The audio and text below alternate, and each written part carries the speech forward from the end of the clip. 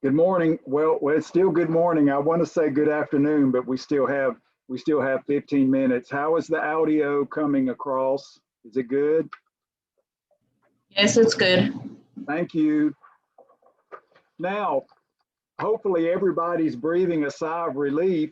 I'm giving you a nice window of time for your first test, so you don't have to worry about crunching things in during a class time. So I'm treating this course like a standard online course in that if you were coming to campus for our testing locations, you would have a window of time. So we normally provide a 2-day window for you to complete your exams. And this way, you can actually set up a time that's convenient for your schedule. You may have other classes that you're taking or other obligations that you need to juggle some time. So on Thursday, we won't have a standard class. You can sleep in if you want, or you can go ahead and decide to take your test during that time, or you can do some review. It's completely up to you. If we were on campus, we would have test in class, and so you get to set up a time in that window from Thursday to Saturday when that would best fit your schedule. So remember, the coverage will go through section 3.1 on quadratic functions, and everybody remember the percentage for this particular test is 12.5%. All 4 semester tests in total count 50%. So each of your semester tests is 12.5%. And then, of course, the final exam is 30%. That's the largest percentage. And then, of course, your homework and your quizzes each count 10%. So there's a way to move everything around so that you can focus on parts of the course and maximize your performance. The main thing is that as you work through the class, you practice with your homework, you practice with your quizzes, and then all of the additional test practice material on Blackboard, you can work through until you're just basically sick of it. That's what I want you to be. I want you to be so focused on the knowledge of the material that the test is easy. And again, just remember that the format will resemble that of your homework and your quizzes. So I'm trying to make everything user-friendly, but I will adhere to the fact that you will follow formatting directions. So that's why we practice with this. And then, of course, giving you the flexibility of your testing time in the testing window is to help you do your best. So I'm glad that everyone is focused and that you're attending class. That's a wonderful thing. We are in a virtual setting, but that's quite all right. We're managing to do what we need to do. Now, before we start the topics for today, which will be the basics of polynomials and the division algorithm, of course, remember, none of this material will be on test 1. This will be on the next test. I want to just cover an example that's come up many times during the WebAssign messages. And I know when you actually work your WebAssign, let me adjust the exposure here a little bit, give it a little more light. And let's see, let's move Professor Ron over a little bit. And let's check the focus. There we go. Now, what I want you to realize is that I've received this question many times, and it's not a surprise. When you do domains of compositions, it's often very simple to leave something out, not in the sense that you're being careless, but in the sense that you focus on one particular part and maybe you forget the other. So what I wanted to do was just an example where we actually compose f with itself. These were the functions in your WebAssign. That is, we had f of x equal x divided by x plus 1, and g of x equal 1 over x. Now, of course, in this problem, we won't really be focusing on the g, but we get the same idea. And most students miss this, and so I want to go over this. when you do the composition of a function with itself, it's treated the same way. And the definition here is very important. I focused on this, but I think it didn't always get through. This is a little strange concept. And even though you've seen this in college algebra, I don't think it always sticks. So remember, we start with the domain of the inner function, which is f. So you compute the domain of f just like you would any function. And then we have to ensure upon substitution that the range of f is actually in the domain of f. So this is what I wrote in red here. This is what everybody's tending to forget. Now, of course, if this part didn't produce any further restrictions, then you'd be free and clear. So if you got careless and forgot this, you know, it might be that you would get lucky, but not always. So first, when we look at f, we just do not want to divide by 0. So of course, x plus 1 cannot be 0. And that just basically means that we have to exclude -1. So that's how you start. It's always the same. After this, we want to substitute to see when is it possible for the range of f to be in the domain of f. So here we replace x with x over x plus 1. So in the denominator, we have x divided by x plus 1, and that can't be equal to 0. Because if that were the case, this would be undefined.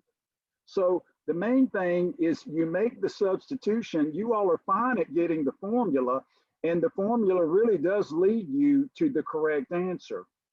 But basically what this is saying, this part right here, is this negative equation. This is an equation in the negative. So x divided by x plus 1 cannot be 0. So at this point, you can get a common denominator or rearrange to either side. It's okay. It's not an inequality in the sense of a greater than or less than, so you won't get into trouble. But I just went ahead and got a common denominator of x plus 1. So I have to multiply the 1 by x plus 1. So this is not equal to 0 as long as the numerator is not equal to 0. That is 2x, 2 copies of x plus 1 not equal to 0. But then if you solve for x, that means x cannot be -1/2. So this part is what you need to remember. Now, what was funny that I found is that some remembered this, which was the harder part, and forgot the inner function. So regardless of what you have here, it's always the same. You start with the domain of the inner function, and then you check that the range of the inner function is actually in the domain of the outer. But in this case, they just happen to be the same. So don't let that confuse you. The work is still the same. And so now, not only do we exclude -1, but we exclude -1/2. So when you write this, you just use your interval notation, excluding -1 and -1/2. And another comment about notation. Some of you want to use whatever variable you like, but you have to use the variables in the problem. And of course, if we use set theoretic notation, we use the curly braces. But when you do the interval notation, you must use parentheses.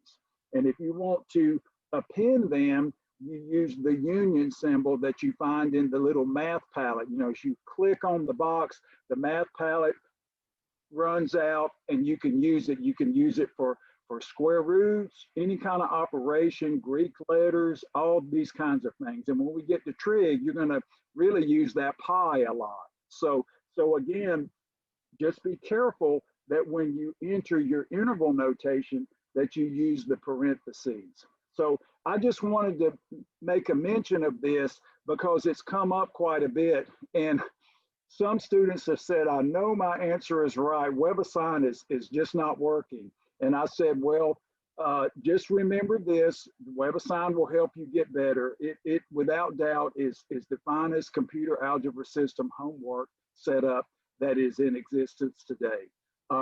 Like I said before, it was invented at North Carolina State University, my home state, and Cengage in the last couple of years bought the copyright and licensing and everything, and now they own it. So yeah, they knew they had a good thing, and it is one of the finest, if not the best. So again, just remember frustration at times. Do like Professor Ron, make sure as I read your messages, I go and check the problem and I'll just say, did the student follow the formatting or the steps there? And 99% of the time, your work is excellent. You might have a typo or you may just have a formatting error. So I'm very happy that you're spending the time on this. So kudos to you all. Now, what we want to do is cover some ideas about polynomial fundamentals. Now, this is not covered directly on the test, but certainly if we talk about anything here that you find to be useful, you can certainly use it on the test. I'm trying to get the mouse in a place where it's not covering up things. There we go.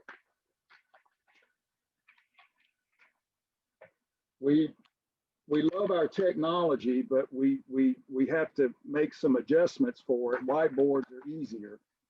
So now what we want to do is talk about 3.1, or excuse me, 3.2, and I call this polynomial fundamentals. And what's apparent about these topics, ladies and gentlemen, is that you really already know about all of this. We've been using this in our class, but now what we want to do is formalize things so that it's clear that we have everything compartmentalized the way we need. So let me adjust this a little bit. So now let's remember that the polynomial has the standard finite sum form. That is, we would say a polynomial of degree n looks like this: a sub n as the leading coefficient, x sub n, the power of x, and then we write this in descending order. This is a standard form. Just like you found in 3.1, you have a standard form that looks like this for the quadratic, and then you have the completed square form. So there are all kinds of forms. It's like, which one do we use? So we keep going, and maybe we ascend to the quadratic term, and then the linear term, degree 1, and then the constant term. Now remember, in 3.1, you studied these kinds of functions or polynomials, the quadratics, and we completely understand them. Now, of course, for the most part in this class, our coefficients will be real numbers, but they could be anything. So for right now, we're just going to stick pretty much with the coefficients being real numbers, and sometimes we'll be even more particular. We'll say they'll be real numbers, but integers. Again, that's usually what we work with in this class for the most part. Now, one thing that's really important when we do the polynomial basics is we want to focus on some very common characteristics here. The degree of P, in this case, will just be n. That is, this corresponds to the largest power of x. Largest power of x. So when we talk about a quadratic polynomial, basically what we're doing is we're talking about polynomials of degree 2. So you know this. Now, another thing that's very useful is talking about as x becomes arbitrarily large or arbitrarily small, we have what we call the dominant term. And so the a to the n, x to the n is called the dominant term. Dominant term. And why do we say that?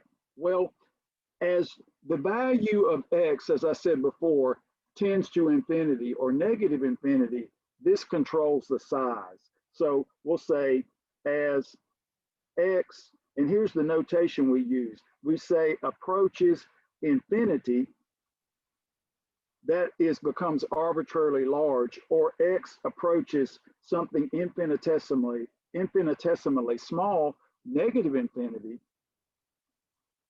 the dominant term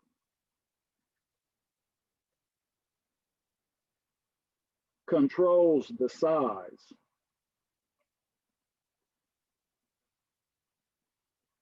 of P of X. Now, these are really limits. And when you get to calculus 1, this will not be what you begin with. You'll be talking about actual limits, finite real numbers or limits. This is where we have x tending to infinity, which is a limit at infinity, giving an infinite result or an infinite limit, which really, in a mathematical sense, does not exist. But we'd like to know when a function just blows up. We want to know that because maybe we're doing a math problem that requires the behavior of the function when x is large, or maybe you're doing a physics experimental write-up and you need to be able to make these conclusions. So how we can do this and actually figure out what happens as x gets large or really, really small is what we think of when we talk of end behavior. So let's go ahead and write down some rules. End behavior. And then we'll talk about the multiplicities. So first, what we're going to do is start with very simple. That is, we have a dominant term here, and we're going to start with the x to the n first, and then we'll consider the coefficient. So number one, we're going to say n is even. So when n is even, we're referring to 2, 4, 6, even integers, so to speak. Even natural numbers, actually positive, because all of these powers here are positive. And of course, the power here is x to the 0, which by definition is 1. So when n is even, we want to use this notation. I'm going to use LIM for limit. We'll say x will tend to infinity. What happens to x to the n? Well, the idea here, infinity is not a symbol, but you can think of a large number. So, 500, 1,000, 1,000,000. If you take a large number and then raise it to a positive integer power, it just gets bigger. So the idea is, as we replace x with a large number, the result of x to the n is even larger. So that just means that x to the n can become as large as you like. That is, infinity has no limit. It's not a number. And so when you say something's infinite, you're saying you can't describe it in terms of a number. It just, you give me a number, infinity's bigger in the sense that it describes the infinite. Now, so you're thinking, well, that's easy enough. Well, what about limit as x approaches negative infinity? That gets arbitrarily small. Now, here's what we want to think when we look at this intuitively. If you take a really small number like negative 1,000,000, when you raise the negative number to an even power, we know that the negative absorbs, like 2, negative times a negative, positive. And so what happens here is that the negative here absorbs and we just get infinity. So you can say the negative absorbs. That's like saying negative 100 to the 4th power is just 100 to the 4th power. So even as x tends to something infinitesimally small, x to the n becomes arbitrarily large. So again, this is very intuitive. And so I want you to think of substituting a large number or say a small number. Now, what about odd powers? 2. And then we'll talk about this. I'll get back to it. N is odd. This is really simple. So I want you to really get this because you will take this with you to calculus. Now, what's going to happen? Again, we're not surprised with this one. If we have an odd power like a 3rd power, the 1st power, something like that, as x gets large, so does x to that power. For instance, if we have x to the third and we replace x with 1,000, we get 1,000 raised to the third power, which is even larger. So we get the same result as we get here with the even power. So no difference there. Now, this won't be surprising at all for the next one. So if we have x tending to infinity, when we have an odd power, then we're going to say, oh, wait a minute, Professor Ron, the negative hangs around, because with the odd power, the negative doesn't absorb. And so now we get negative infinity. So this is like saying negative 100 to the third power is negative, the negative of 100 to the third. So the negative survives. Negative survives. So this is just using the properties of real numbers, which we all know very well. And again, these are very unique to real numbers. The negatives absorb when we have an even integer power. So there'll be lots of times, ladies and gentlemen, when you will use this idea, and I want you to be comfortable with it. Now, the only thing we need to worry here is that the sign of the leading coefficient can change things up. So you can think of this way as we just discussed, but let's consider the impact of the leading coefficient. So for instance, say we had something like this. Here's an example. You'll use this in calculus too, so don't forget this. These are very useful techniques. So we have x approaches negative infinity, and we have negative 2 x to the third power. Now really this is going to be utilizing properties, but you're thinking these aren't real limits anyway because we're dealing with infinity. But what's going to happen is that we know that x to the third is going to behave like this. Because x is tending to negative infinity, we would expect x to the third to always also be negative infinity. So what's going to happen is we get the negative infinity here, but then we have this negative 2 here, which pretty much just gets absorbed. So the negative 2 absorbs into the infinity, but the negatives absorb each other, and we just get infinity. So what can happen is that the leading coefficient can actually change the sign of the infinity.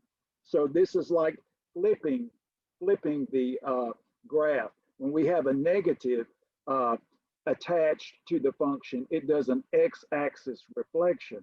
So this does the same. I mean, we just work down to negative infinity. So if we've actually reflected this, the negatives will absorb each other and we get positive infinity. So just remember, I want you to think this way about the even and odd powers of x to the n, but also remember that the sign of the leading coefficient can also add to changing the sign, so to speak. So again, this is just working with the sign convention that you've already known in this class. And we will apply this as we think about end behavior of polynomials. Many students will do this part, and then the leading coefficient will be negative and they'll ignore it. So look at this example as a nice way of remembering that that negative does count. And if the infinity is positive, this negative will make it negative infinity. If the infinity in this case is negative, the additional negative will make it infinity or positive infinity. So don't worry so much about memorizing this. Just think about what it means to raise large numbers that are negative to even powers and large numbers that are negative to odd powers. That's all we're doing here. So it's extremely simple. Now, that's what we call end behavior. What about multiplicities? What about multiplicities? For instance, when we talk about polynomials, for instance here, multiplicities of zeros.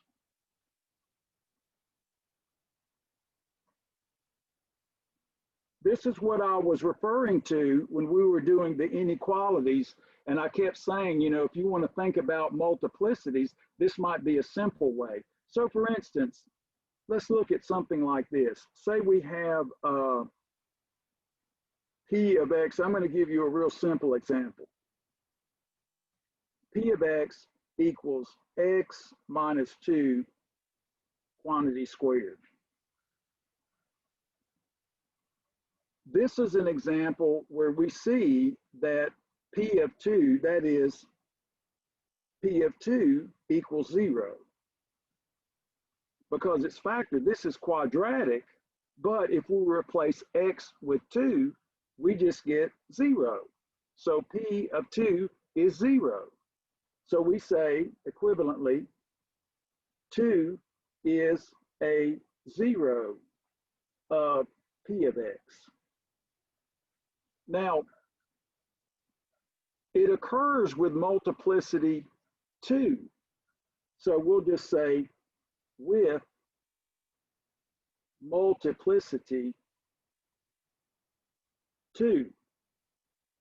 So how does that impact the graph? This is what I was talking about before. So now we need to write down the rules to say, well, how is the graph of this polynomial going to be impacted if the multiplicity is an even number or if the multiplicity is an odd number? So here are the rules. So number one, first we're going to start out with P of X, P of C equals 0. And we want to consider X minus C to the nth power. In the first case, we're going to say n is even, just like we have here. Well, in that case, we say the graph of P of X touches the x-axis at x equals c. So this gives us what we call a local result. For instance, we might have something like this. We have c here, and then when we graph the polynomial, it just touches. When we get to c, it touches and then goes back. So we say touches. The thing about the even multiplicity is that this is just a sign convention. In a little neighborhood about C, the graph will be on one side of the axis, or it could all be on the other side, not necessarily above. This is just an example. It could go this way. What this result is saying is that the graph will not cross. And this is what I was talking about with the inequalities. With an even multiplicity, this helps you get a what we call reasonable graph with very little work. Even multiplicity means touch, not cross. Now too, and we'll use this in an example and you'll see how this works. If we have x minus c, and again, these are factors in the polynomial. This is assuming the fact that we could factor the polynomial and actually know what these numbers are. And here we're going to say n is odd. Well, in this case, the graph of P of X crosses the x-axis at x equals c. Crosses, and so here's an example that we might have. So we'd have a c here, and say we have something like this, like that. So crosses.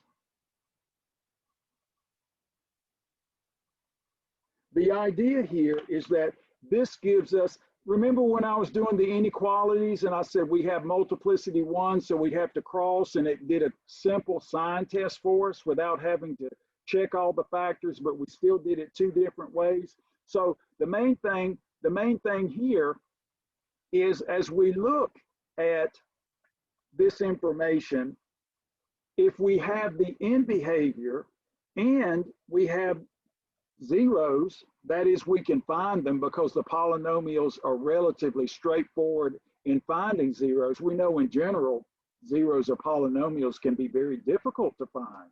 But the thing is that this will allow us to get a reasonable graph for little to no work.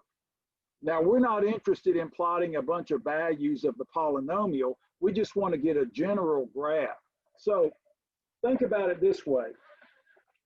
When it comes to working these types of examples, we want to look at this in terms of these very simple characteristics. So what I did, I went to the WebAssign and I thought, okay, well, let's do an example where we take a relatively straightforward polynomial and figure out what it's doing.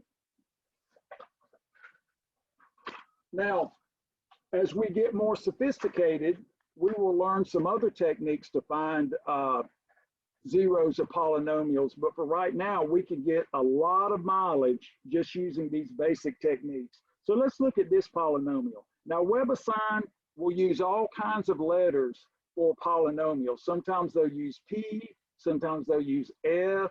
Here they use a uppercase S. So, you know, that's what's going to happen. Usually they would like the X as the independent, but that can vary. So WebAssign gives us 3/2 x to the 6 minus 2x to the 4th.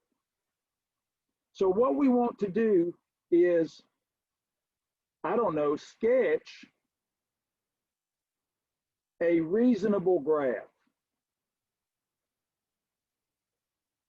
Sketch a reasonable graph of P of X. So like I said before, what we want to do is use end behavior.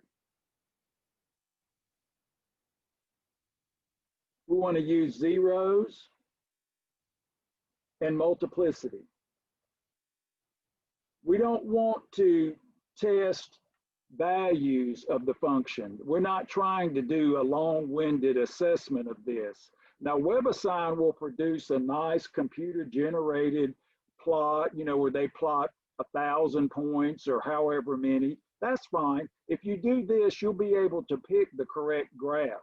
The idea is that maybe we're in a lab, or maybe we just need a quick rendering of a polynomial, and we just want to get the most output for the minimum input. So first off, when we look here, we can see that we can factor this. So if you will, before we do that, let's just go, I'm just going to go in order here. Let's just go ahead and do the end behavior first, since that's the easiest. So end behavior. Now, the dominant term is right here. That is, dominant term is 3/2 x to the 6th. And I'm going to say more about this function in the next few minutes, but you probably already noticed some qualities of this function that remind you of what we've already done. So when we do the limit, and we'll just do LIM, WebAssign will just use the arrows, but I want to go ahead and introduce you to this notation. So I want to think, in the limit, what happens as x gets arbitrarily large and we use 3/2 x to the 6th? Well, the sign here is positive of 3/2, so that's not going to introduce a negative, but we have a nice even power, which doesn't really matter. We're raising something really large, a large number, to a power bigger than 1. So this is just going to get larger and larger. So we know now that as x tends to infinity, the polynomial will tend to infinity. All you have to do is use the dominant term. Don't worry about all the other stuff that's to the right of it. This is the largest power. So when x becomes really large or really, really small, this dominates. So you don't have to worry about the other terms. Now, so that was easy. So now we have the limit as x approaches negative infinity, and we have 3/2 x to the 6th. Well, you know, this is, we did all that symbolic computation with the numbers. This is like simple compared to that, all that number theory and checking factors and getting common denominators. This is just a walk in the park compared to all that work. So this gives us a little breather. So now let's look at this. Again, we have an even power here. There's no negative here. And so when we raise a number with a negative, say negative 1,000 to an even power, the negative will absorb. And so now we have the same thing just like we had before when we talked about the cases. So this coefficient does not introduce a negative sign. So, and this even power will take the negative infinity to the positive infinity. Again, the negatives absorbed by the even power. And so we see that as x tends to infinity, the graph will be above the x-axis. We expect that. And so when we draw it, we want to make sure that our graph on either end is above the x-axis. So that will make our graph reasonable. We're not going to plot 15 points. We're just going to give a reasonable rendering of this graph. Now, what we want to do is factor, because we don't have any special theorems right now. We just have our factorization properties that we learned and reviewed in the first couple of weeks. So let's just see this. S of x will equal 3/2 x to the 6th minus 2x to the 4th. Now, what we can do here to make this look really neat is factor the 4 copies of x from each term and then factor the 3/2 so we can see the zeros. So we'll say 3/2 x to the 4th. And then, of course, that leaves behind 2 copies of x. And now here we got a -2, but we've got to reciprocate the 3/2 because we've got to pay for that, times the 2. And then, of course, the x to the 4th is on the outside. So that's all we have left there. Now, this is the trick I've used before so that we don't forget that we factor the 3/2 here. And then you don't have to get so anxious about this 2 here. Just reciprocate the 3/2 and now you have the correct number. So when you multiply through, the 2/3 and the 3/2 absorb, and you're left with the -2 times x to the 4th, which is exactly this. So this is how you can easily get the right number here without having to guess. And so now this equals 3/2 x to the 4th. And we're left with, well, 2 times 2, x squared minus 4/3. So when you do these reasonable graphs, you're going to do exactly what I'm doing here. By the time you finish 3.2, you'll be tired of it, but that's good. I want you to know this. Now, if we look here, we see we have a difference of 2 squares. This one's done. So what we're going to do is just put in the -0. We know 0 is a 0. So let's write it as x minus 0, even though that seems a little bit ridiculous. We know that 0 is a 0. So let's do that. And now here, we have a difference of 2 squares. So we can take the square root of this to get 2/√3. So we have x minus 2/√3 times x plus 2/√3. Now, sometimes we rationalize, but the √3 is smaller than 2. It's like about 1.7. So this number here is bigger than 1. This number here is less than 1. So that gives us like a little guesstimate of where these would lie on the axis. But now let's notice here, we have multiplicity 4. Here, that's just a 1 understood, and that's a 1 understood. So let's take our zeros here, which we've computed. So we've done this.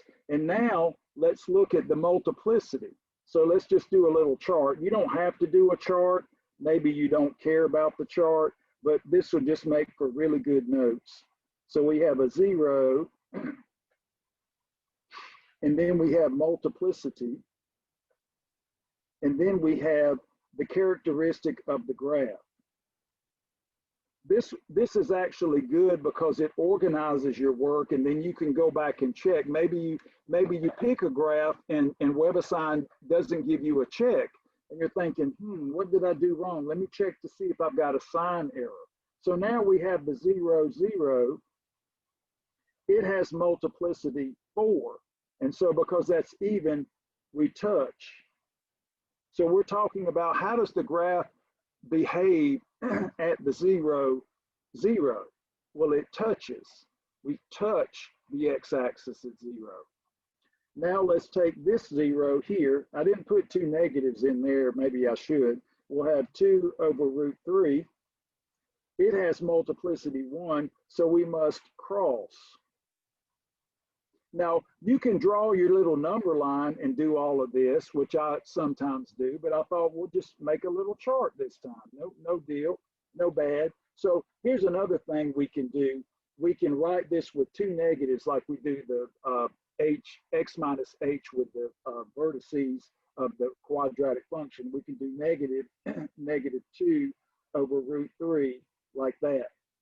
So now we see the actual 0 is negative 2 over root 3. So we've got the minus sign there. So now we have negative 2 over root 3. That has multiplicity 1. And so we must cross. So again, we're not going to figure out, we know that S of 0 is 0, but I don't care about that. Again, in order to find the little peaks and valleys of a function like this, you're going to have to utilize calculus. And we don't have that tool right now. So we're not going to worry about trying to figure out the local extrema or relative extrema. Now, I want to make one comment about this. This is very special to this function. We always want to factor and figure out the multiplicities of the zeros. That's all you do with these problems in 3.2. You do the same thing over and over. So if you leave out any of this, you will not get a reasonable graph. You'll get an incorrect graph. So don't think that you want to kind of zoom through this. Go ahead and break it down like you're doing a problem, a word problem, even though this is easier. Just set up all the particulars so you can go back and check. I want you to notice something here, though, that's very obvious. We know that the domain of the polynomial was all real, so it's symmetric relative to 0. But notice we have these even powers. So we observe, again, the domain of S is all real numbers. We get that for free. But when we replace X with its negative, the negatives absorb because of the even powers. S of negative X equals 3/2 negative X to the 6th minus 2 negative X to the 4th. Well, that's really straightforward because again, the negatives absorb because of the even power. The negative here absorbs because of the even power. So we just get 3/2 X to the 6th minus 2x to the 4th. We just get the original polynomial. So we know that's the definition of an even function. This implies, or if and only if, S is even. Now, there will be many times when knowing this can be useful. So when we draw our reasonable graph, we should have y-axis symmetry, y-axis symmetry. Or it should at least look like that. So this kind of gives us maybe a little extra information that normally would not be available to us.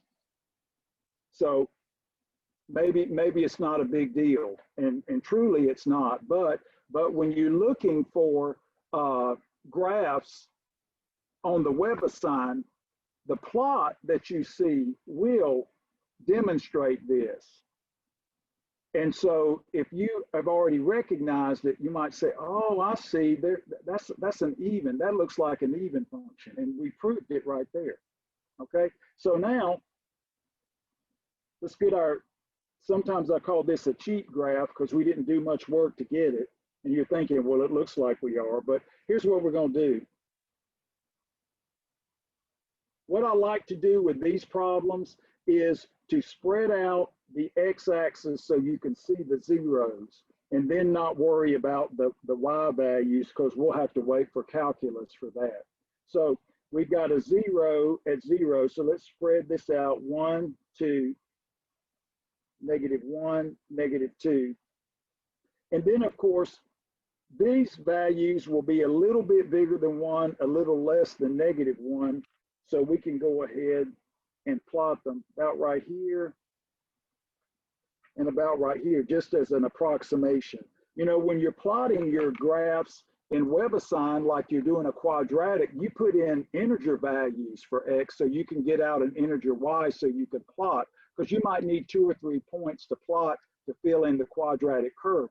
Don't try to approximate things. We only approximate when we're trying to get an inexpensive graph and use symmetry, but you use integers in your WebAssign, so it'll give you a nice green check mark. I've had students ask, well, how should I approximate? I said, no, that's too difficult. You just put in some integer values to get some inexpensive points. And then when you plot them, the software will fill in the correct curve. And you choose the vertical parabola or upward or downward, as the case may be. Now, notice, I'll do the graph in blue.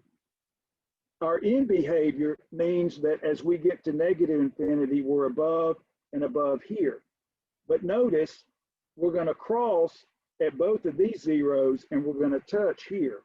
So the end behavior, something like this. And then we're not really sure how far down we're going to go. We're just going to guesstimate. And then we have to touch.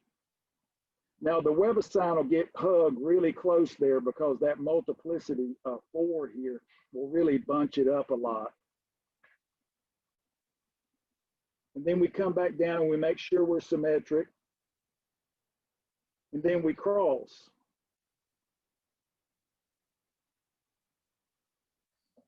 Now, of course, Professor Ron's not going to win any art prizes for this, but here's what I'm talking about. The minima here, the relative extreme points here, we will not be able to figure out with this technique. This requires determining where these horizontal tangents are using a derivative. So we don't have that at our disposal. So you don't have to plot a bunch of points here. You just give a reasonable curve. You don't even know how far down it's going to go. So I'm not even plotting any points on the y-axis. Sometimes we know that we have a y-intercept of 0 that corresponds to the 0 here, but we get that for free. So now we have a nice reasonable graph using end behavior, zeros, and multiplicities. So here, I'll write this in red. The graph here, we touch, because of the even multiplicity. And here we cross. And here we cross. Now, of course, you could do the same thing here and draw a number line and write cross and touch, or do a little graph and the shorthand way like I did before. But I only did that because I had not gone over this again. And so now when you do this, this completely details everything. So you can use a little bit less effort to compartmentalize some of these ideas. What I want to do here is give you the full detail so you can see what you need to do. So now we can go up here and say we have used the multiplicity, and then we use the freebie here that the function was even. So we should have what we call y-axis symmetry here. So again, we call this a reasonable graph. Is it a perfect graph? No. Calculus will tell us about the relative extreme points here. Calculus will tell us more about the shape, the concavity. Those are topics that we will learn in the next course, in the Calculus 1 course, Math 2413. So don't worry that you don't have that now, and don't plot a bunch of extra points because it's not going to do you any good. We just want a reasonable graph.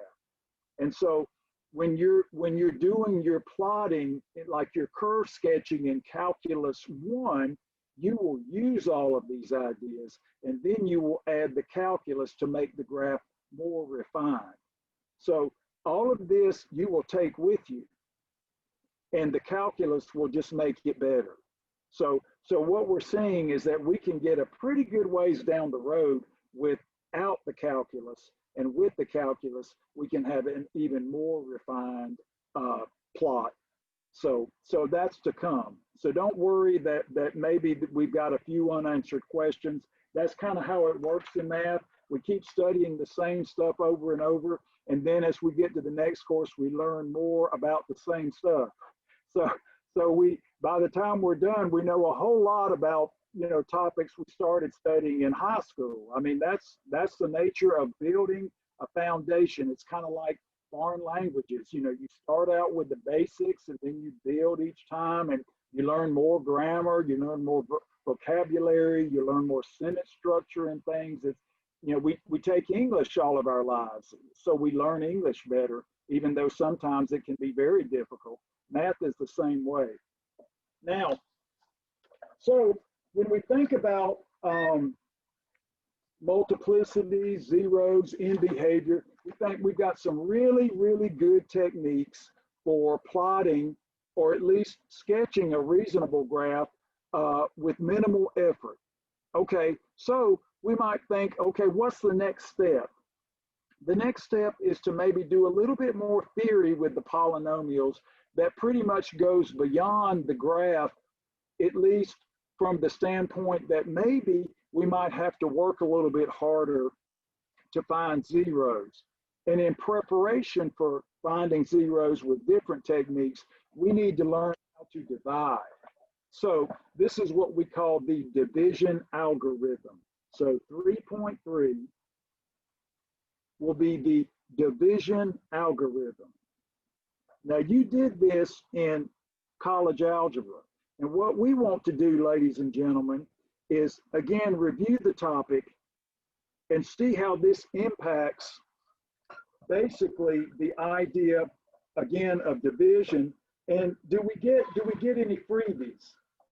For instance, when we think about the division algorithm, is this going to highlight stuff we already know and maybe give us more understanding? The answer is yes. So let's write down the division algorithm. So in this case, we let P of X, and Dr. Stewart uses really good symbols here so that they have meaning to us. Let P of X and D of X be polynomials, any kind of polynomial for right now. We'll mainly just be sticking to integer ones. I know that seems restrictive, but that's just to keep us all sane. We'll let P and D be polynomials where the degree of D, we're going to say, is at least 1. So we're not really interested in dividing a polynomial by a number. That's not a hard thing. Divide by 2, you just multiply it by 1/2. That's something we already know how to do. So we're going to assume that the degree of the divisor in this case is at least 1. That's why he chooses the letter D, D for divisor. Then there exist unique polynomials. This is a major result. Unique polynomials. And we'll call them Q for quotient and R for remainder. The proof of this theorem is not simple. You can utilize a contradictory proof or use induction, but it is a major result such that, and this is what we do. We think about dividing two numbers. P of X will be the divisor times the quotient plus the remainder. And in this case, the remainder will have a degree that's between, in this case, 0, but strictly less than that of the divisor.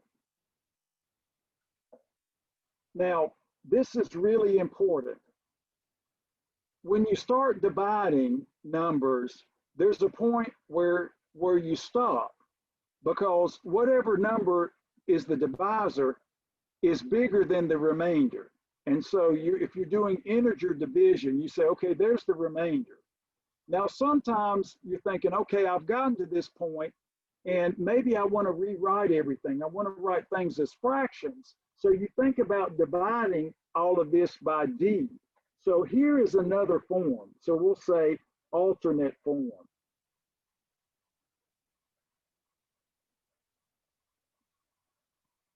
So we start out with this one, which I'm sure you remember this from college algebra, but now we could divide by d and think of this as a fraction, like a rational polynomial or rational expression, rational function. So divide by d, and of course the d's here absorb and we get the quotient plus r of x divided by d of x.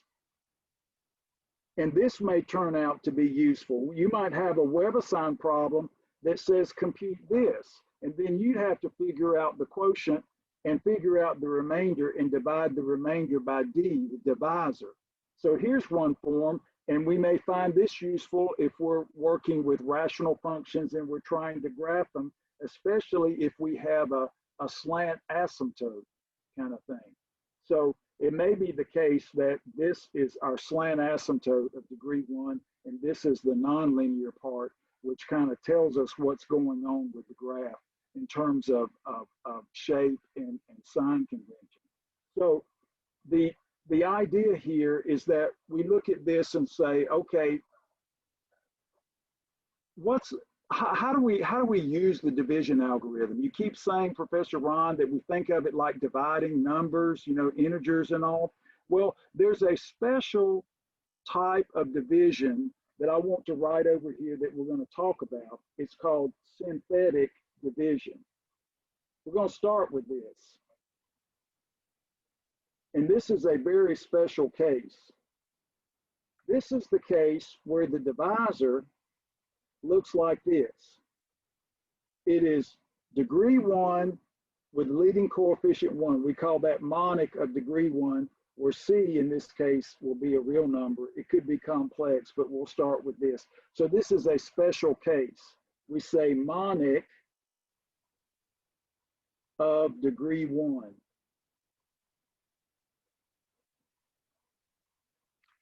So we think of this and say, okay, x minus c is a special divisor. Again, degree 1 and the leading coefficient is 1. So it looks like that. And so when we divide, we always have the minus sign, x minus c. So we can identify the c. So we need that minus sign to identify the c. Whatever number is to the right of the minus sign is the value of c. And so why is this important? Well, it's important in the following theorem, which is a result of the division algorithm. And this is called the remainder theorem. Remainder theorem. And then we'll do an example that uses this nice result here. The WebAssign is really good because it gives you plenty of practice with this. Now, the remainder theorem looks like this. We'll say let c be a real number for now. It could be complex, I mean imaginary. And suppose that p of x is a polynomial.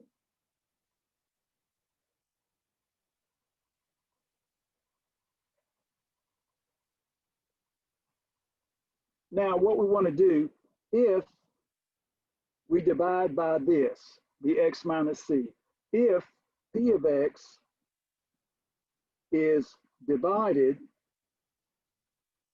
by x minus c, this special divisor here, right there, then the remainder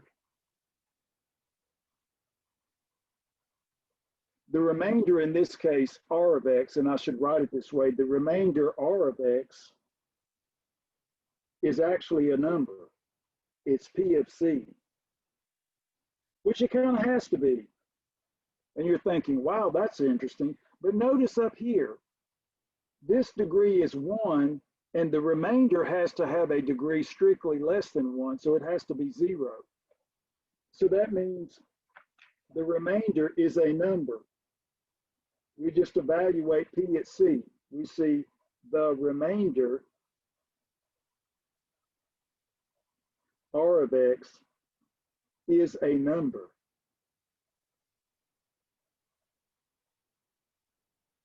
It's a number. So you're thinking, well, that's interesting, Professor Ron. How does this help us out? How does this take us to the next level, so to speak? Let's do an example of this, and then we'll head back to some other results called the factor theorem. So what does this do for us? Well, let's take a divisor that looks like an x minus c. So here's the example that I want to do. So compute 6x squared plus x divided by x plus 1. Now, when we look at this, we can think of the 6x squared plus x as p. So p of x equals 6x squared plus x. And we want to divide by d of x, which is x plus 1. Now, this has the form, but it does not have the minus. So we put in the minus.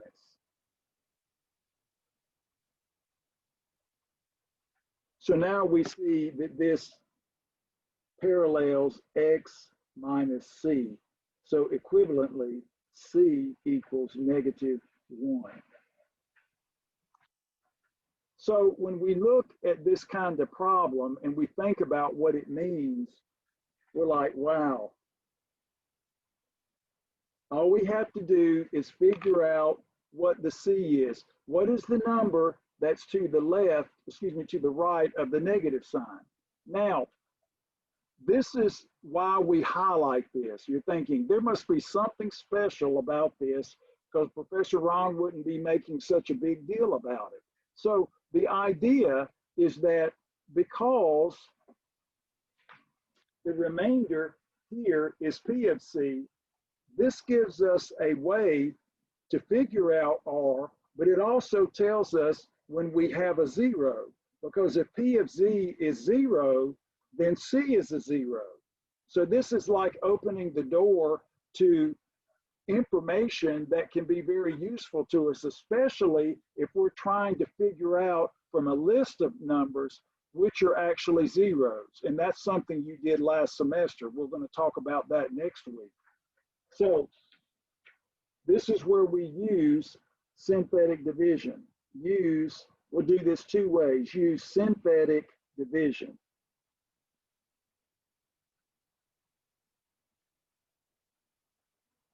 We can always use the process of synthetic division when we have this simple kind of divisor. Otherwise, you cannot use it. We have to do the old-fashioned way, which we'll review. So what do we do with synthetic? We do a little table. Now, my way of doing synthetic, if you watch the SmartPen videos, is a little bit different.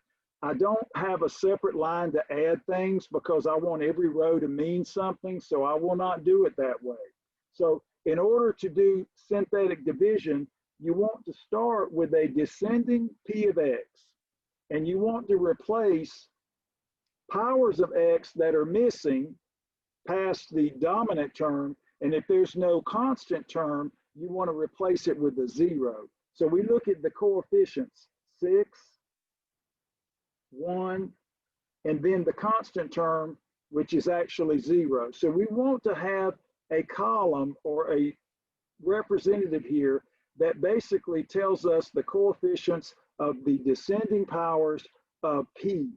And so we have 6 for x squared, we have 1 for x, and we have 0 for x to the 0 or the constant term.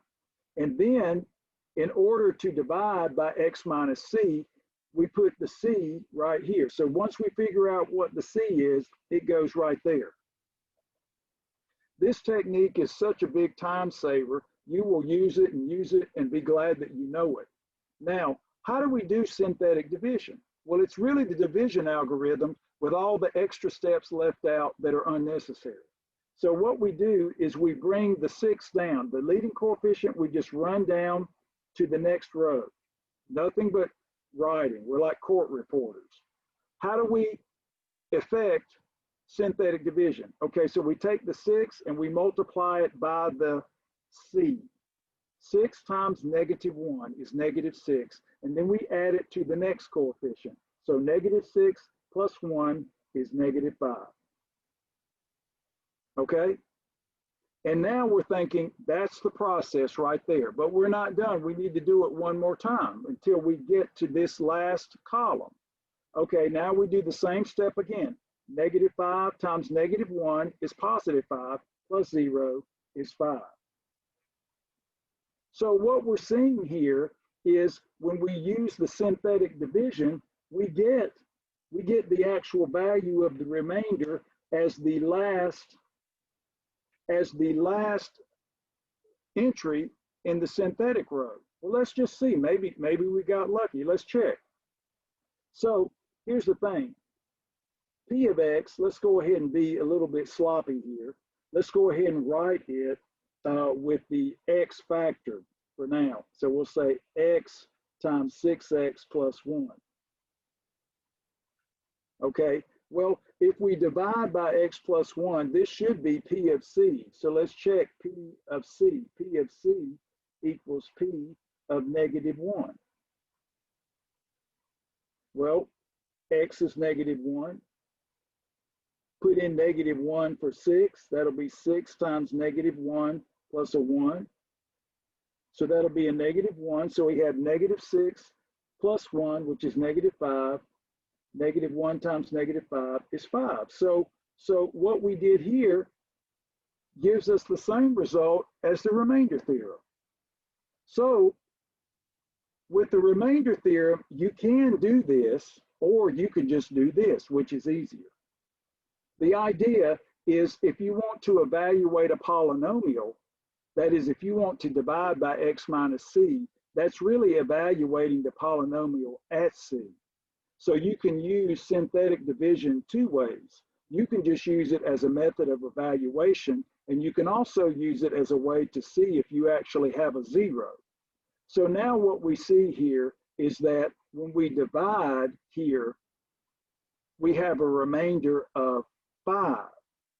And then we're thinking, what do these other numbers from the synthetic row tell us? Well, they give us the quotient. So right here, this is the quotient. We divide by a degree 1 polynomial, so this bumps this down 1 degree. So now we can read the quotient with 1 less power of x. This will be 6x minus 5.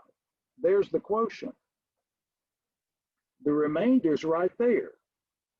R of x is 5.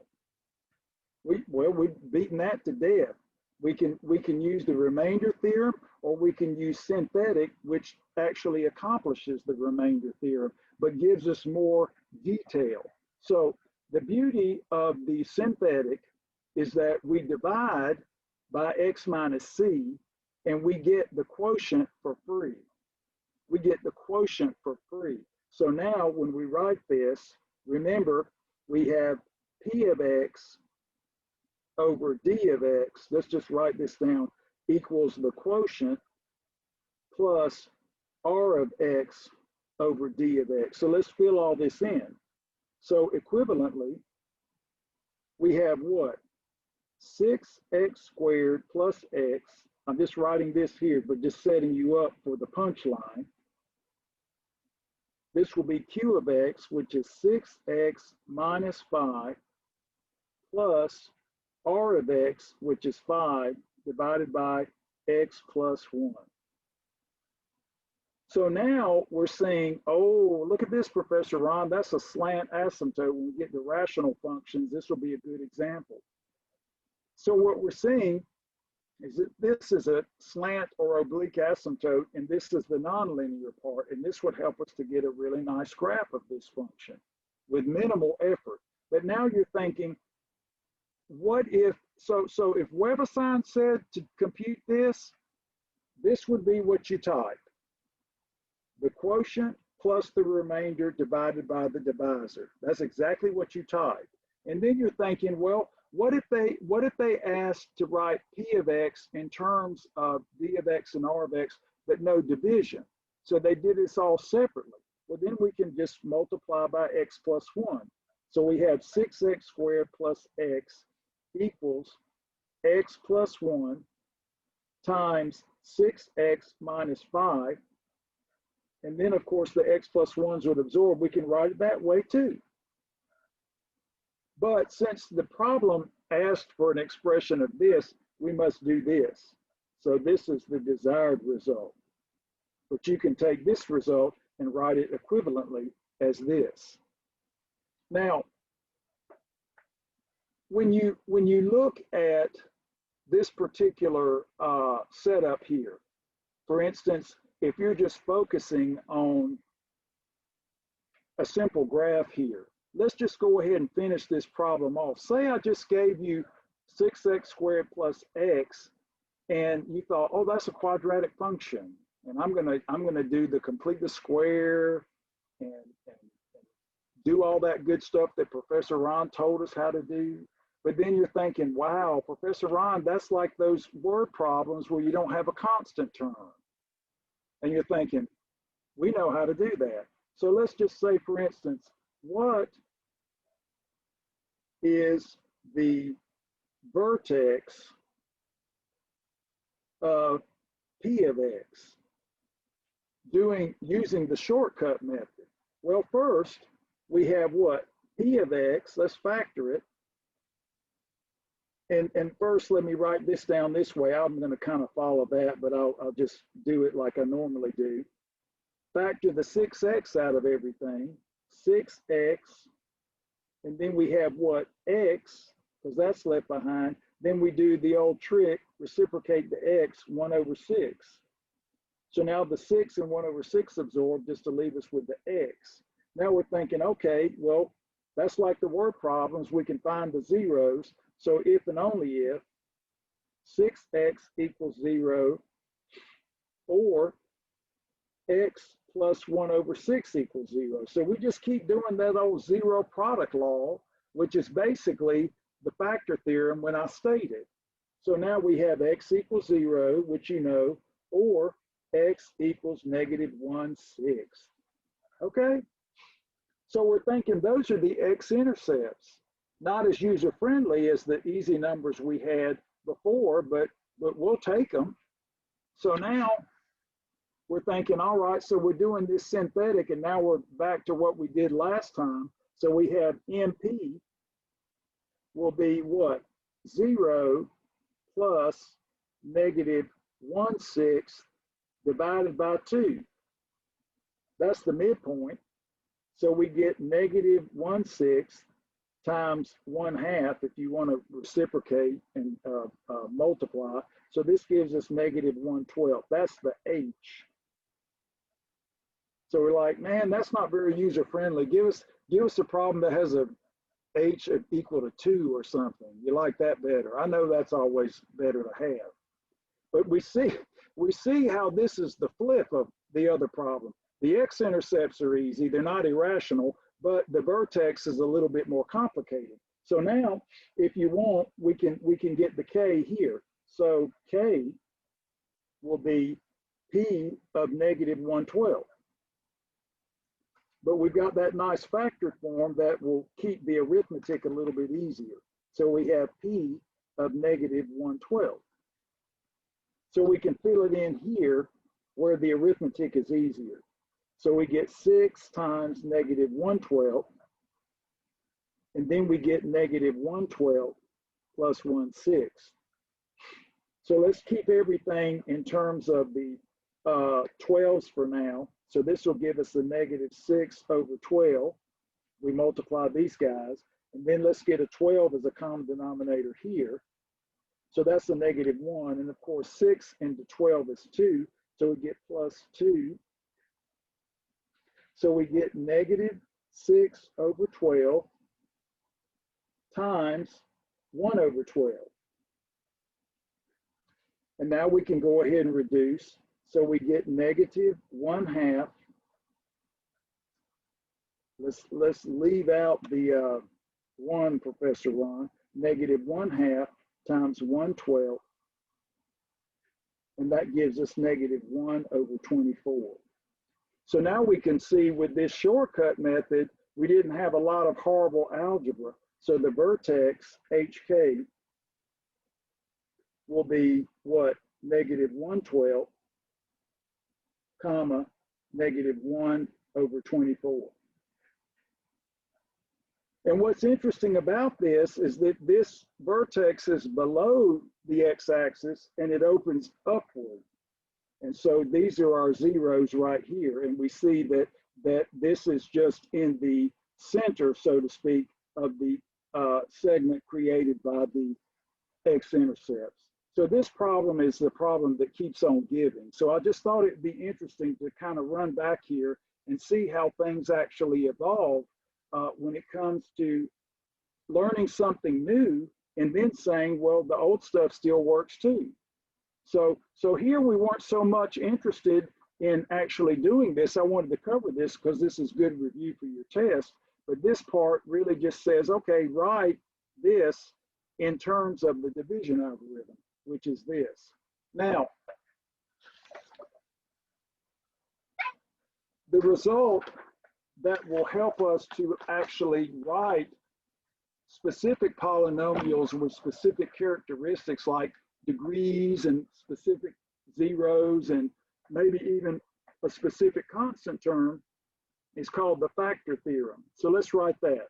It's another result from college algebra. Now, the factor theorem and the remainder theorem are easy to prove if you have the result of the division algorithm. So even though the division algorithm is more complicated to prove, the factor theorem and the remainder theorem are easy consequences of it. So if you want to think about that, do.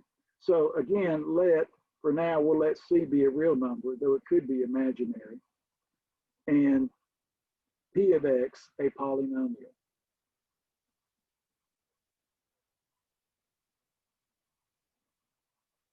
Now, you already know this result. We use it every time we solve for zeros by factoring, but again, you know, that's just the nature of the game here.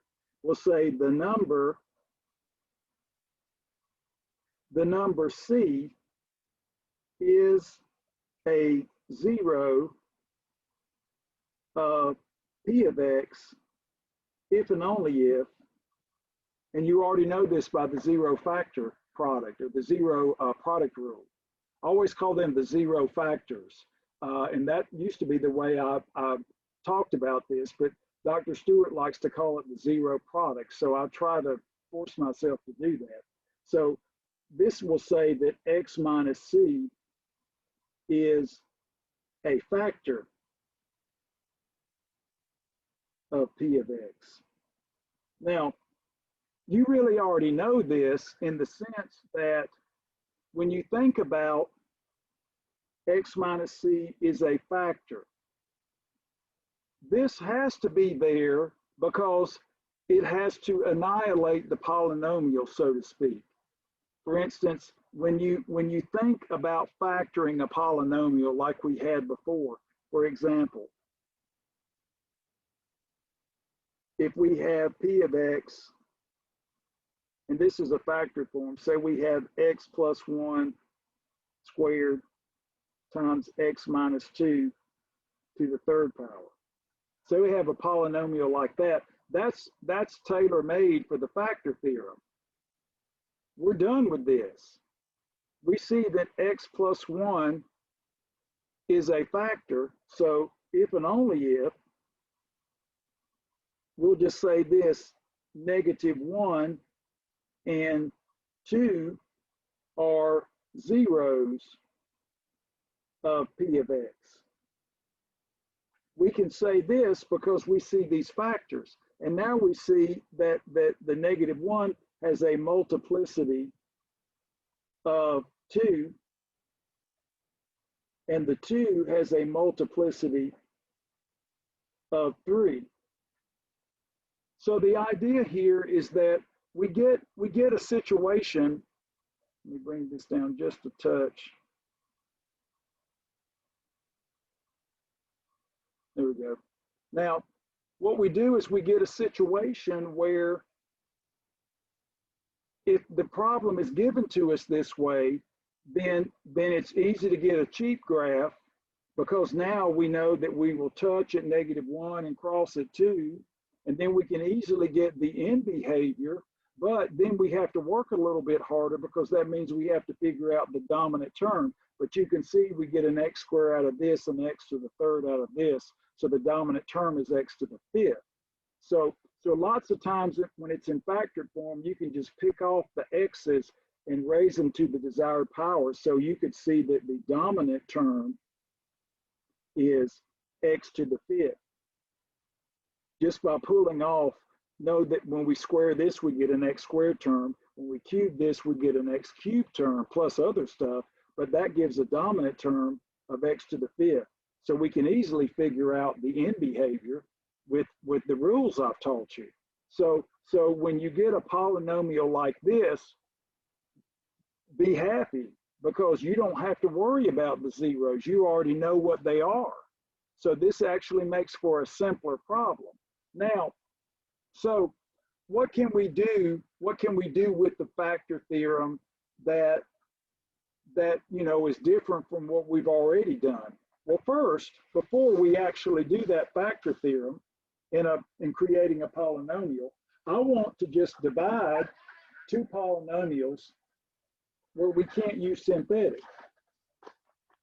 So we got the factor theorem. So let's do a division where we don't have the synthetic rule. So we have P of X equals, let's see here, here's a Weber-Sound problem, 10x to the fourth plus 4x cubed plus 7x squared. And we're going to take our d of x to be 2x squared plus 1.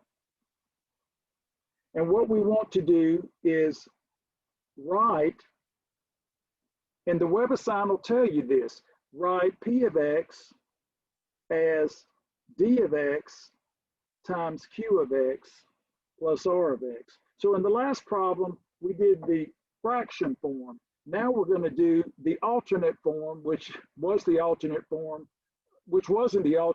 before. But so we're not doing the fraction form, we're doing the linearized form, so to speak. So we want to write this out without fractions. So what we first notice here is no synthetic available. No synthetic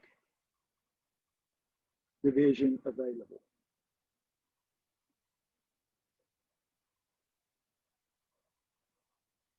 And we know that, ladies and gentlemen, because this is not an x minus a c. We've got degree 2, it's not monic, don't try synthetic. Synthetic only works with x minus c, or you convert the x plus a number to x minus a negative. So we don't have synthetic, so what we want to do is the old-fashioned division that we use when we do real numbers. So let's do this. So we're going to set this up like just regular division. So we'll say 2x squared plus 1. We're okay with the divisor, but with the dividend, the P of x, we need to put in placeholders for values or powers of x that are missing, just like synthetic. So we're going to have 10, this is so long. We have the x's and the coefficients, where synthetic gets rid of all the x's. All the variables are gone. 4x cubed plus 7x squared. And then we want to do some placeholders, 0x plus 0. So we can align the columns if we need them. So again, this is just the standard division that we do when we divide numbers. So this is all we have available to us now. So now we think of this, we think of 10x to the fourth divided by 2x squared. That'll be a 5x squared. That is 10 over 2 is 5, and then x to the fourth divided by x squared by laws of exponents will be x squared. So this gives us 5x squared. Just like you do with division of real numbers. And then you multiply. So 5x squared times 2x squared is 10x to the fourth. And 5x squared times 1, it's not a cube, it's a square. So we skip that and we write 5x squared. Again, just like the same procedure that you use when you divide numbers, integer arithmetic, it's the same thing. The division algorithm is applied to integers too in number theory. It's the same thing as the division algorithm for polynomials. And now we subtract, these go away, and of course we're left with the 4x cubed, which just comes down. And then when we subtract here, we get plus a 2x squared. Now, of course, what we want to do is we want to check. Remember, the division algorithm says that we keep going until we meet this condition, but we haven't met it. That is, the degree here is bigger than this. This is 3, this is 2, so we keep going. So let's try it again. 4x cubed divided by 2x squared. Well, that's going to give us a 2x if we use the laws of exponents. So we got plus 2x, as we have here. Then we multiply 2x times 2x squared gives us 4x cubed. We already knew that. And then now 2x times 1 is a 2x. So it doesn't go here, it'll just go this way. So we'll just go ahead and bring the plus 0x down and write a 2x. So 2x times 1 gives us 2x. And so now we subtract the 4x cubed terms, absorb, and we're left with a 2x squared. And now, of course, 0 minus the 2x will give us a negative 2x. And of course, here we've got a 0, if you like.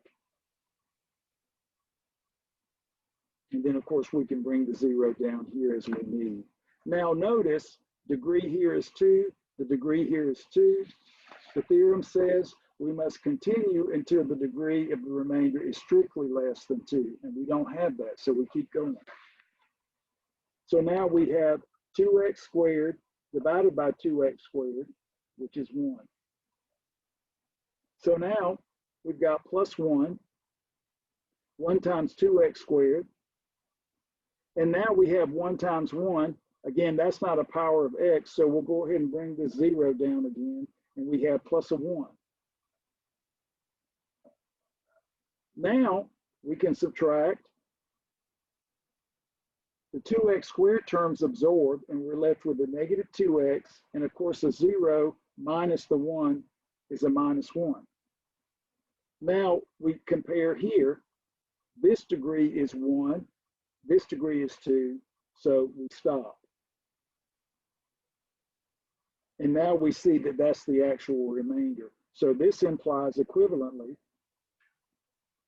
q of x, the quotient, we read right here in the synthetic row, we go to the row here with the standard division, we go up here to the top row, so to speak. We get 5x squared plus 2x plus 1, and r of x will be negative 2x minus 1. So the division part is kind of simple and a little bit boring, but there are times when we need to be able to do this and figure out some things about the actual rational function that we created. So now to write this, we simply say p of x, which is 10x to the fourth plus 4x cubed plus 7x squared is actually d of x, which is 2x squared plus 1 times q of x right here, 5x squared plus 2x plus 1 plus the remainder. So you can just do minus, you can do plus the negatives or just do minus 2x minus 1 if you like, or you can write that as plus negatives if you want to just make sure you have the plus here. So if you like, maybe that'll make everybody feel better. It doesn't really matter. WeatherSign will not care, but you can do plus so we retain the plus there and just write in parentheses negative 2x minus 1 like that. So now we see we have d of x, q of x, r of x explicitly. So I wanted to do this just so we're comfortable with the idea of division when we can't use synthetic. Synthetic is so powerful, and the technique I've shown you here, again, I want you to master. I don't want you to put an extra row in the synthetic table because I want all the rows to have some sense for us. You just use it as an arithmetic row. Some of the rows won't make any sense, and that is not useful, and I will not do that. The thing is, I will teach you techniques that will help you get better. I'm not going to teach you techniques that just add busy work and that really make what you do unusable. We want our mathematics to tell us things and to move us to the next level. Now, one thing that we like to do with these new topics that we have, especially the factor theorem, I wanted to go ahead and do this, but I wanted to give you that example of the division algorithm first, is to think about how we can build polynomials, at least on a basic level. So here's an example. Build a polynomial.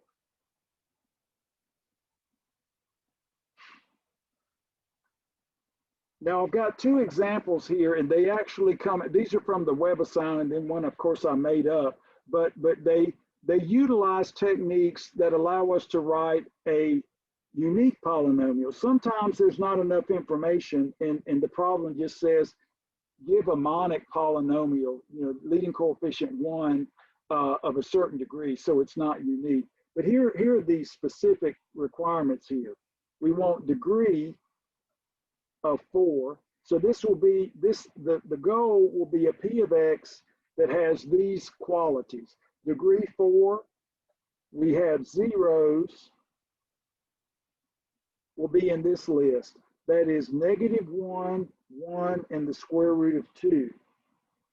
And then we want P of X to be integer polynomial. So remember, like I said, we spend most of our time with this. That's all we've been dealing with today, really.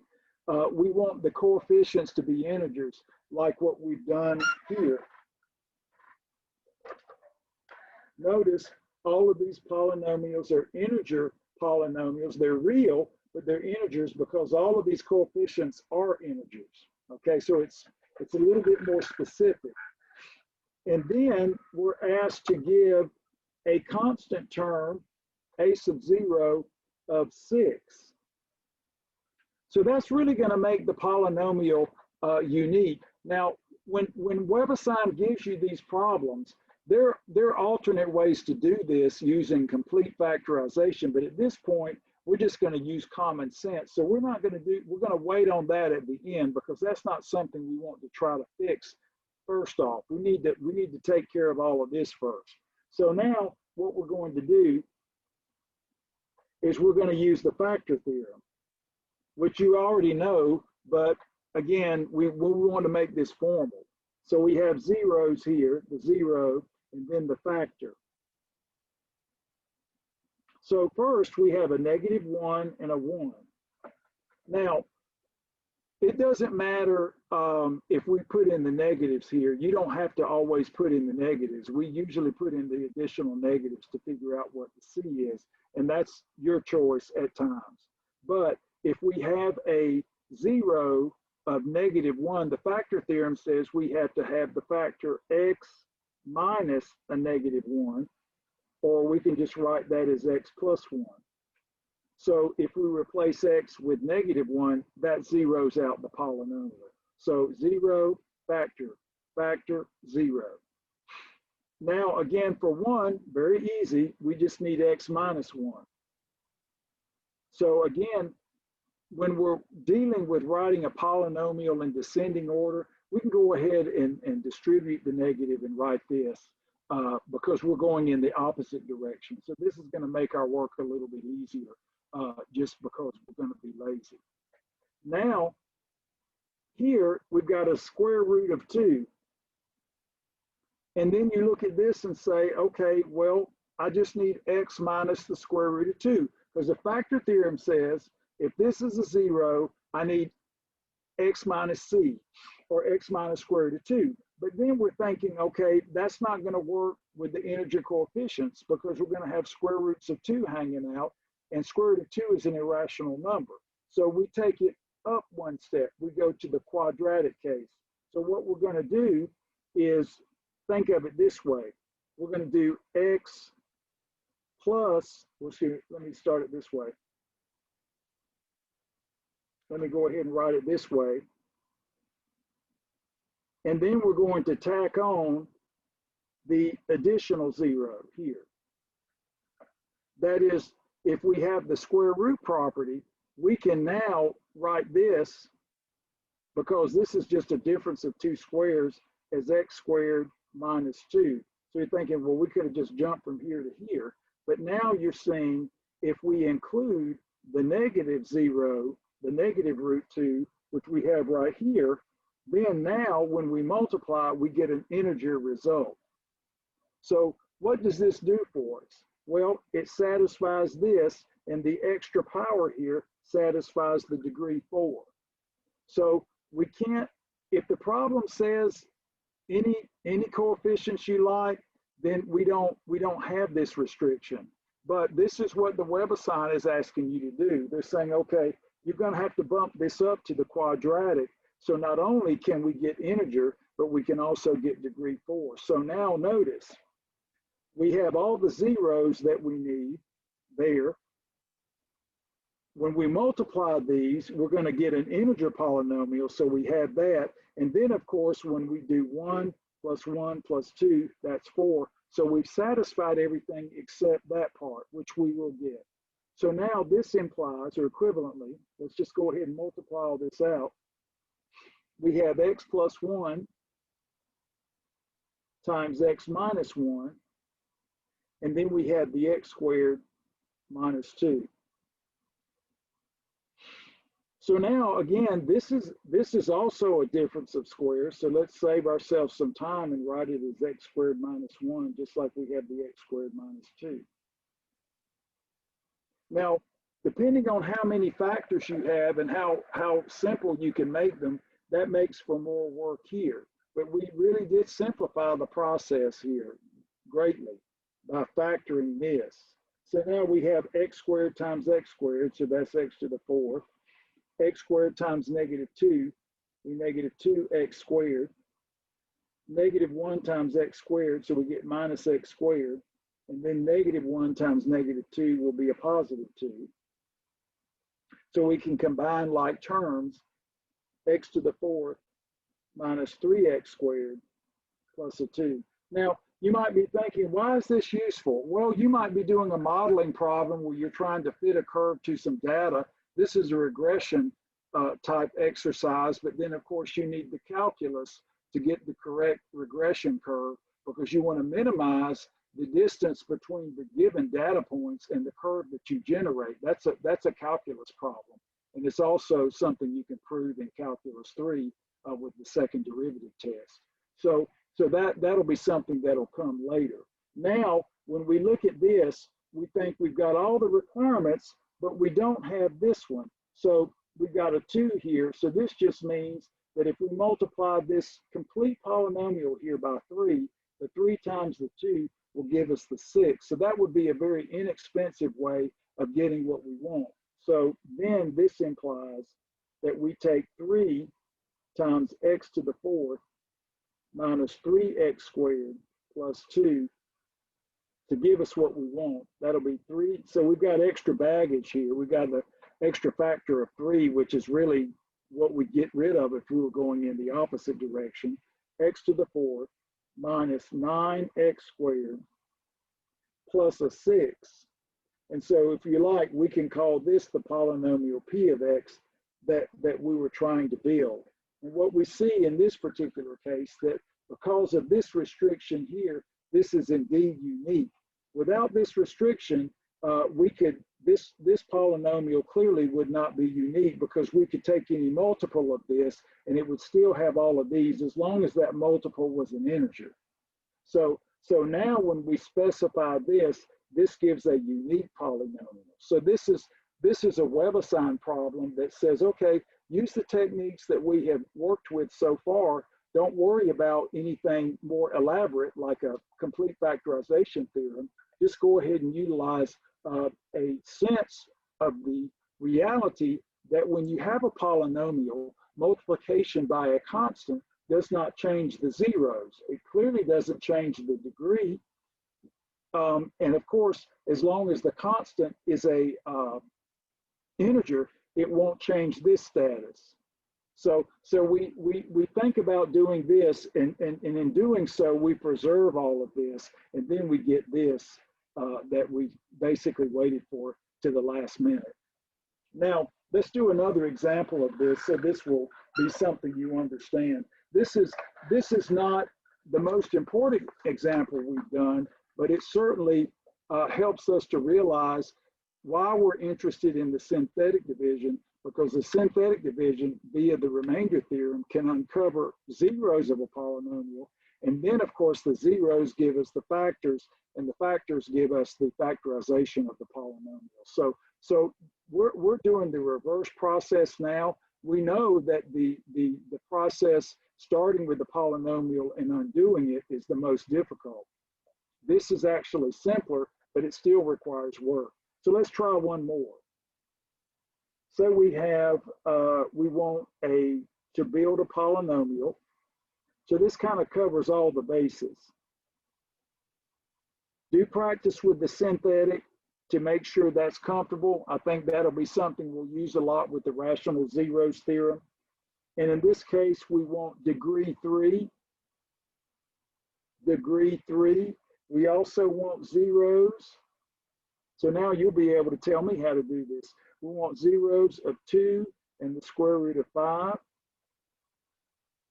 We want our polynomial to be integer. So remember, the z is integer. That the bracket x means that's the indeterminate. So we want an integer polynomial. So in WebAssign, they'll just say integer polynomial. I don't think WebAssign uses this, integer polynomial. I like to use it because as you continue to do math, you'll see the use of this notation.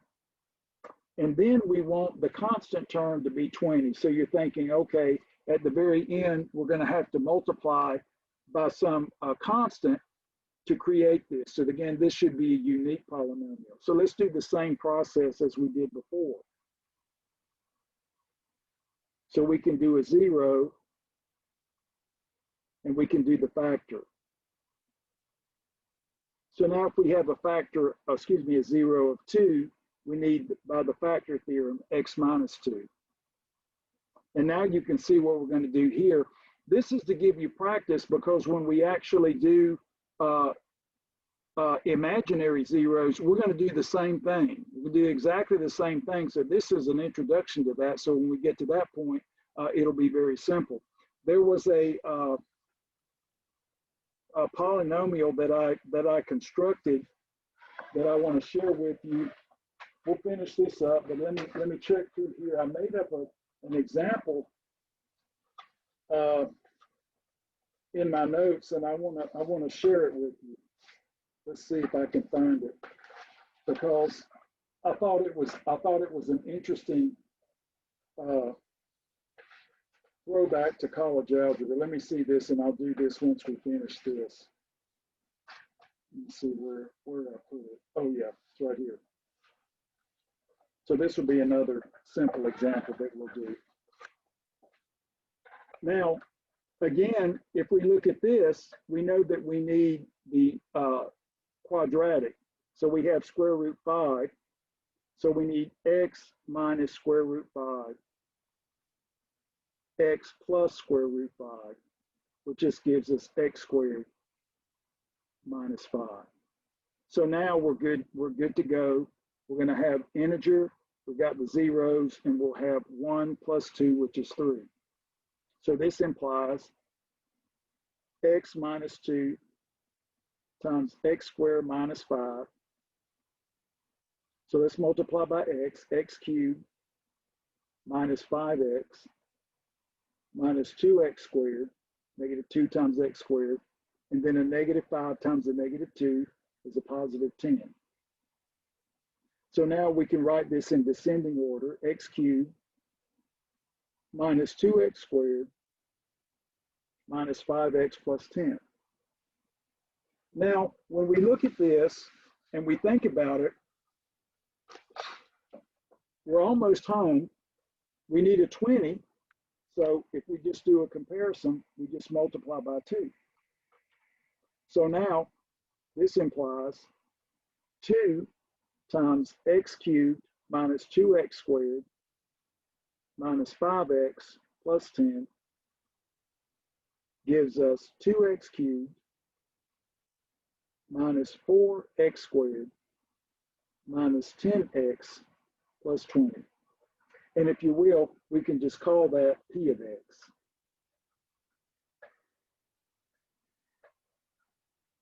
Now, what I wanted to do and what I wanted to say a little bit about was this last example. So again, I think this is something you understand.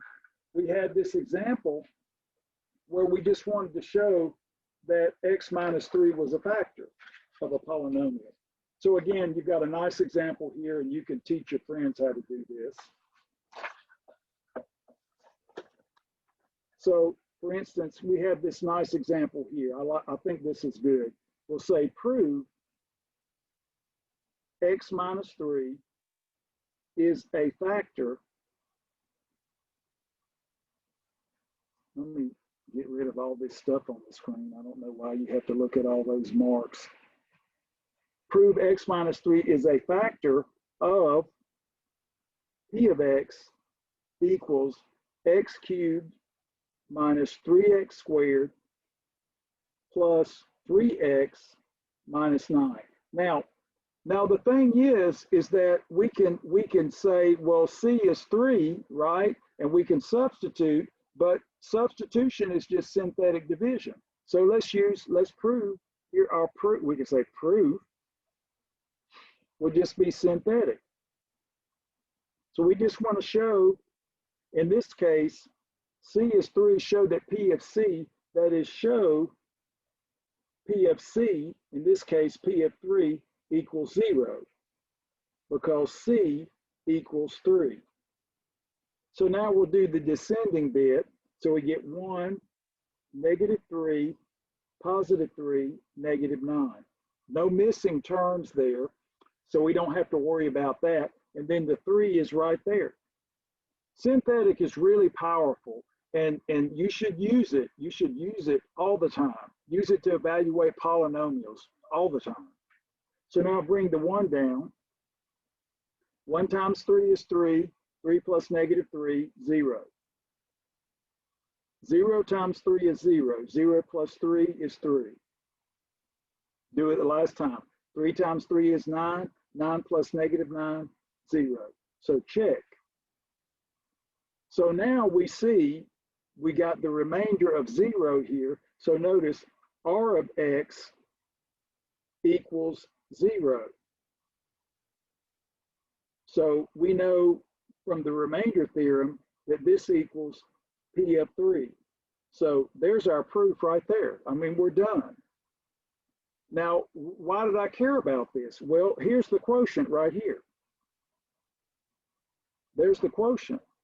So equivalently, x cubed minus 3x squared plus 3x minus 9 will now be, by the factor theorem, x minus 3 times the reduced x squared plus 3. The middle term is not there. So this is what I was talking about, but this is the flip of what we had before. We had x squared minus 5 and x squared minus 2, which are real, but these will be imaginary because x squared plus 3 is always positive. But we can write that as a factor difference of squares. And this will be a review when we get to it with next week with the imaginary zeros. So we can say x minus square root 3i with the imaginary unit and x minus the negative square root 3 imaginary unit. So now we have zeros of 3, square root 3 times I, and the negative square root 3 times I. Remember, where I squared equals -1. That's the imaginary unit. That is, I is defined to be the square root of -1. So this is what I was talking about, that not only is the x squared, say, minus a number, positive number, useful, but this is also useful because we can now employ the imaginary unit and see that this particular polynomial has 1 real 0 and 2 imaginary. So this is powerful. The synthetic is powerful. The factor theorem, remainder theorem, all tied to this. So when we do the synthetic process, we get so much information. I don't want you to mess it up by putting an addition row in here. That's completely unacceptable, because then you don't, where's the row, where's the Q? If you've got extra rows in here, then that's messing you up. We don't want to do that. So we want to make sure that all these rows mean something. And obviously, if we get something here that's not 0, then we didn't hit a 0, and we keep going and try to figure out maybe that another particular real number is a 0, if indeed we can find one. So what I want you to do is by Thursday, the exam will be up, the test number 1, and make a decision about when you want to take it. You get a free day on Thursday to relax. Like I say, get a nap, do some planning, study some of the practice material, work back through your homework and your quizzes. Again, the test will be very straightforward, but I will require that you follow formatting. I will require that you actually work as you do with your homework and your quizzes. So again, the window of time is to allow you flexibility, because my interest here is preparing you for the calculus so that you have a firm foundation when you get to calculus 1. And everything we're doing here, even though it seems like we just cover so many different topics, all of these topics are extremely important. So I appreciate your attendance today. Get some rest, begin your study process, finish up your quiz, and make plans for the future. And now I think everybody's been really good about staying current with homework and things of that nature. Unfortunately, you pretty much have to do that the entire semester with math. You don't get as many breathers as you might get in other courses, but these days I think Sanjak is making sure that every course you take is challenging. But I appreciate your attendance today. Everybody have a nice day, and good luck with your test. And I will see you at office hours if you happen by, or I'll see you online with emails and messages. Have a good day. You too. All right, thank you. Bye. Bye, thank you. Thank you.